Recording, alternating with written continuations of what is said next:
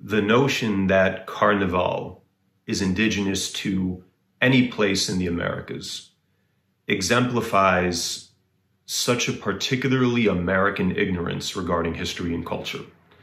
And by American, I mean Pan-American, whether you're North American, South American, Central American, or Caribbean. Might there be any Native American characteristics in Carnival in the Americas? I don't think I doubt it, but Carnival in this Western Hemisphere is intrinsically a post-Columbian phenomenon.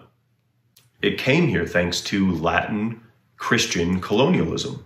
We Italians who are of the home of both Latin culture and the Catholic Church have been celebrating Carnival for 1,000 years.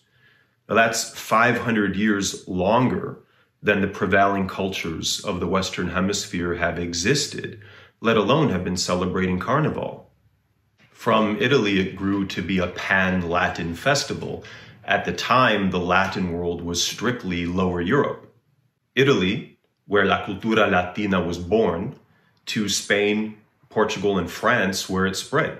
The name itself is Latin, which is an indigenous language of Italia, Latino. It's not called Vegetable. It's not called Verduraval. It's not called Pesceval, Pisceval, all which are Latin Italian vocabulary. It's not called Fritateval. We're not getting rid of the vegetables, the fish, or the fritatas, which are also Italian. We're getting rid of the meat. Carne is Latin, what we in Italy say Latino, for meat, as it is in Spanish. It's Carneval, Carnevale in its indigenous Italian. It's a Latin Christian festival in which we're using up all the meat before Lent. Quaresima in Italian, Quaresma in Spanish. In Sicily, my nonna, my grandmother, would sew the Carnival costumes. Carnival in this hemisphere, the Western Hemisphere, was born of a confluence of Latin Christianity, the imperialism of which is what brought it here in the first place, and the culture of the slaves imported here from Africa. And that African element, thanks to slavery in America, is probably the single most intrinsic difference between native Carnival in Latin Europe and the appropriated Carnival in the Americas. And I imagine a touch of Native American seasoning.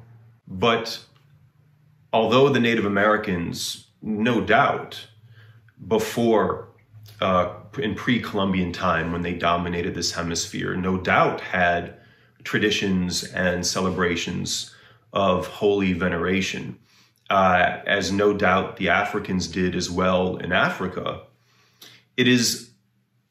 Carnival is that Latin Christian festival and celebration in the weeks leading up to Lent because of the Spanish, Portuguese, French imperialists who brought it here as a part of their own native culture, itself appropriated from what was part of indigenous Italian culture, then taking on its American shape through the appropriation of all these cultures now mixing for the first time in the new environment of the Western Hemisphere.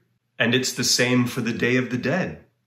I don't doubt that a day of veneration, a celebration of veneration toward one's dead loved ones, is something that may very well have existed in pre-Columbian Mexican culture. It exists in a lot of cultures. In ancient Rome, during funerals or other celebrations of lost loved ones, if you could afford it, you had hired actors dancing in masks that depict your dead loved ones. And those masks were likely the most cherished items in your household. All Souls Day, the Day of the Dead, again, is a Latin, Christian, European phenomenon, older than the existence of Latin American culture, which then appropriated it for its own purposes. American Latin culture, which itself is the epitome of appropriation, of what was a native European culture, one that happened to be indigenously Italian, with the African culture that its imperialism in this hemisphere brought over, and at the very least, a dash of Native American culture to the extent that it may still survive.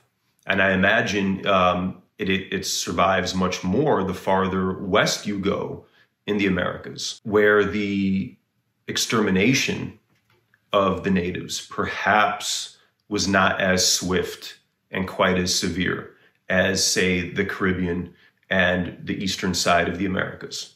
As clownish as it may seem to some, for me to perhaps be the only person standing on this soapbox. If you are a self-proclaimed woke person, truth and a deeper understanding of culture and history should not threaten you. Being a progressive implies progress, not us exhibiting the same ignorance from which some of us claim to be woke. And by the way, appropriation is not an intrinsically malevolent phenomenon. It means to make something appropriate for another circumstance, which certainly is the circumstance of Carnevale in the Americas.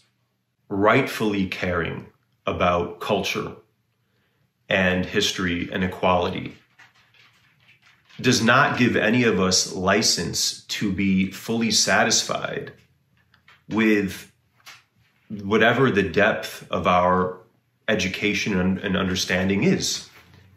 Isn't that right? Good boy. Each of us, from whatever culture we are, is a flower in the bouquet of humanity. And those of us who are liberal and claim to be progressive should be the champions of truth and of each other. This is who the people want to see.